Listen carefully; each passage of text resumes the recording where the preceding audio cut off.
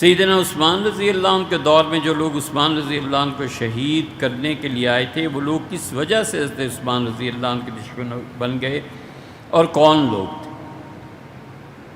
ہے تو لمبا یہ سوال بھائی، اور اس کا جواب بھی، لیکن مختصراً یہ ہے کہ یہ سب خوارج تھے، اور خارجی رسول اللہ صلی اللہ علیہ وسلم کے آخری دور میں پیدا ہو گئے تھے۔ حضرت رسالت مآب صلی اللہ علیہ وسلم کتنے عمرے کیے ہیں؟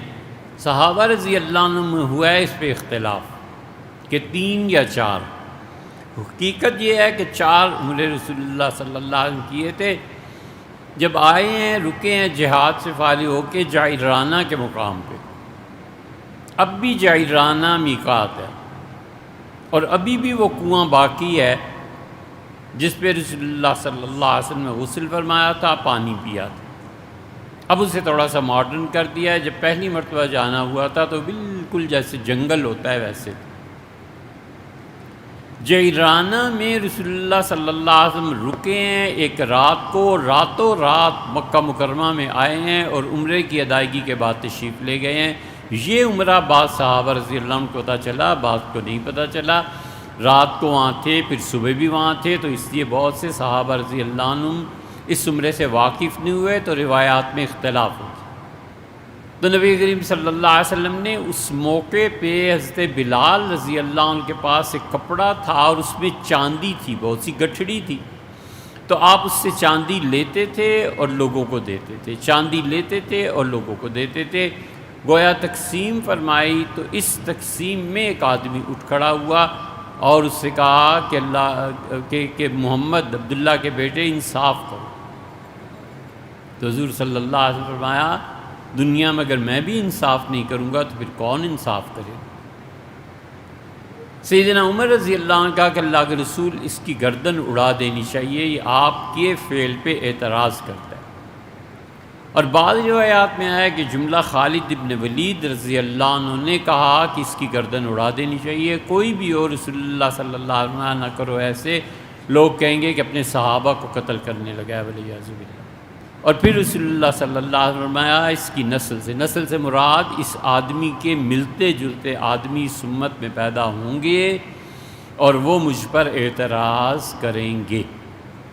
یہاں سے یہ چلے ہیں خارجی،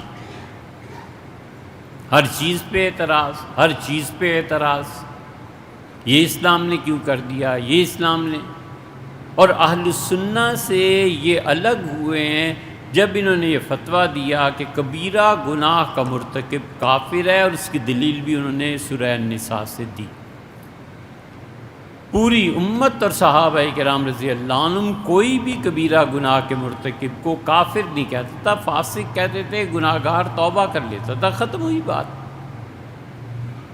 تو سیدنا عمر رضی اللہ عنہ کے دور میں تو ان کے جلال کی وجہ سے دبے رہے۔ پھر حضرت عثمان رضی اللہ عنہ کا دور آیا اور انہوں نے کی گڑبڑ سب سے پہلے مصر میں کہ حکومت کو اکھیڑ دیں۔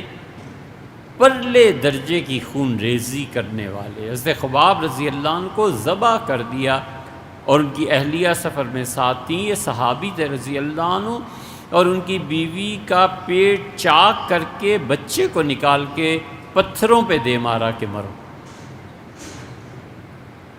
یہ خوارج تھے۔ ان خارجیوں کا طرز عمل خون کا رہا ہے کہ مارو، خون کرو، اڑا دو۔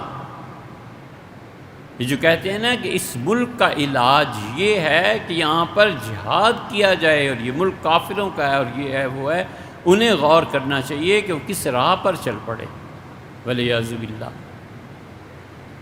ان خارجیوں نے عمر بن العاص جو مصر کے فاتح اور گورنر تھے، ان کے خلاف بغاوت کی۔ عمر بن العاص رضی اللہ عنہ نے دبایا، اور 600 آدمی عمر بن العاص رضی اللہ عنہ کی سزاؤں سے بھاگ کے مدینہ منورہ آ گئے، اور انہوں نے سیدنا عثمان رضی اللہ عنہ کے گھیرا ڈال لیا۔ صحابہ رضی اللہ عنہ کے خیال میں بھی نہیں تھا کہ اتنا بڑا سانحہ ہو سکتا ہے، اس لیے کہ آزادی تھی۔ لوگ جو آزادی سے جمعے اور عید کے خطبے میں سیدنا عمر رضی اللہ عنہ پہ ممبر پر نقد کر سکتے تھے کہ امیر المومنین یہ کیوں ہوا، یہ کیوں ہوا۔ عورتیں بولتی تھیں اور کہتی تھیں کہ آپ نے یہ فیصلہ کیسے کر دیا، اور سیدنا عمر رضی اللہ عنہ کو فیصلے تبدیل بھی کرنے پڑے، یا جو کچھ فرمایا تھا اس کے برعکس کرنا پڑا، تو یہ تو آزادی تھی لوگوں کی۔ اور سیدنا عمر رضی اللہ عنہ تو اتنی آزادی کے قائل تھے کہ انہوں نے عمر بن العاص رضی اللہ عنہ کو درہ مارا تھا، سزا دی تھی، اور فرمایا تھا متى استعبدتم الناس، تم لوگ جو میری طرف سے بھیجے ہوئے گورنر ہو، تم نے کب سے لوگوں کو قید میں ڈالنا شروع کر دیا ہے؟ وقد ولدتم امہاتم احرارا، ان کی ماؤں نے تو انہیں آزاد فضا میں جنم دیا تھا، یہ آزادیاں سلب نہیں ہوئی تھیں۔ تو سیدنا عثمان رضی اللہ عنہ جمعے کے دن ممبر پر تھے، یہ 600 آدمی مسجد نبوی میں پہنچ گئے، گھیرا ڈال دیا۔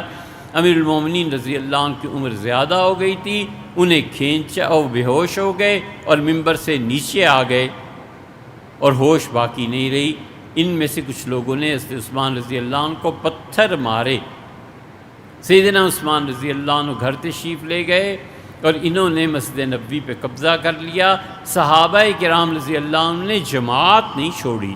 حضرت عثمان رضی اللہ عنہ سے لوگوں نے کہا کہ امیر المومنین یہ باغی ہیں، خارجی ہیں، حضور صلی اللہ علیہ وسلم کے مصلی پہ انہوں نے قبضہ کر لیا ہے اور آپ جا کر نماز ان کے پیچھے پڑھ رہے ہیں۔ انہوں نے کہا جب مؤذن کہتا ہے نا حی علی الصلاح حی علی الفلاح، تو میں اپنے آپ کو قابو میں رکھ نہیں سکتا کہ اللہ کی طرف سے مجھے بلاوا آ رہا ہے کہ آؤ فلاح، آؤ نماز، اور میں بیٹھا رہوں، مجھ سے یہ نہیں ہوتا، میں ان کے پیچھے نماز پڑھوں گا، جماعت میں شریک ہوں گا، یہ الگ بات ہے کہ جو کچھ مجھے کرتے۔ سب سے زیادہ مدبرانہ اور سب سے زیادہ سوچی سمجھی رائے سے معاویہ رضی اللہ عنہ، انہیں پتہ چلا اور وہ شام سے حاضر ہوئے۔ ان کا امیر المومنین میری بات مان جائیں، فوج کو اجازت دیں کہ ان کے خلاف کارروائی کرے۔ انہوں نے کہا یہ نہیں ہو سکتا، رسول اللہ صلی اللہ علیہ وسلم کے شہر میں خون نہیں بہایا جائے گا، اس شہر کی عزت کو پامال کرنا میں کسی کو اجازت نہیں دے سکتا۔ انہوں نے کہا امیر المومنین پھر ایسے کر لیں، اب میرے ساتھ چلیں، دارالحکومت بدل دیں۔ یہ وہ پالیسی ہے جو سیدنا علی رضی اللہ عنہ کی تھی کہ مدینہ منورہ سے خلافت کوفہ لے گئے، تو عثمان رضی اللہ عنہ کا یہ بھی نہیں ہو سکتا، میں دارالحکومت نہیں بدلوں گا، دارالخلافہ نہیں بدلوں گا، اس شہر سے زیادہ اس کو کوئی ڈیزرو نہیں کرتا۔ ان کا حضرت خلافت ہی چھوڑ دیں، رہیں نا امیر المومنین، شورا کسی کو بلائیں، ان کے حوالے کر دیں۔ انہوں نے کہا نہیں یہ بھی نہیں ہو سکتا، حضور صلی اللہ علیہ وسلم سے فرمایا تھا کہ اللہ تمہیں ایک قمیص پہنا دیں گے اور لوگ چاہیں گے کہ وہ قمیص تم سے جبراً اتروا لیں، تو دیکھو قمیص نہیں اتارنی، تو میں سمجھتا ہوں یہ خلافت قمیص ہے جو مجھے دی گئی ہے، منع فرما دیا تھا حضرت نے، میں نہیں کر سکتا۔ ان کا پھر چوتھی بات ہے حضرت پھر شہادت کے لیے تیار ہو جائے، اس کے علاوہ کوئی صورت نہیں کہ یہ لوگ آپ کو نہیں رہنے دیں گے۔ سیدنا عثمان رضی اللہ عنہ صبر کیا، حتیٰ کہ انہوں نے شہید کیا اور جنازہ بھی نہیں پڑھنے دیا۔ سیدنا علی رضی اللہ عنہ آئے اس موقع پہ، حسن کو مقرر کیا تھا کہ حسن امیر المومنین کی حفاظت کرنا، اور جب شہادت کی اطلاع پہنچی ہے تو حضرت علی رضی اللہ عنہ بھاگتے ہوئے آئے، اور حسن رضی اللہ عنہ کہتے تھے والد میں اتنی طاقت تھی کہ میں دروازے پہ کھڑا ہوتا، میرے سینے پہ ہاتھ مارا زور سے اور میں گر گیا، اور فرمایا کہ امیر المومنین شہید ہو گئے اور تم زندہ ہو بھی، مطلب یہ کہ ان کی حفاظت میں جان کیوں نہیں قربان کر دی۔ یہ دیواریں پھلانگ کر اندر کود گئے تھے، تو حضرت عثمان رضی اللہ عنہ نے اس دن تہمت باندھی، پھر شلوار بھی پہنی، تو نائلہ جن کی انگلیاں انہوں نے کاٹ دی تھیں خارجیوں نے، انہوں نے کہا کہ حضرت آج 2 کپڑے پہنتے ہیں، کیا وجہ؟ آپ تو ہمیشہ تہمت باندھتے ہیں جیسے رسول اللہ صلی اللہ علیہ وسلم تھے۔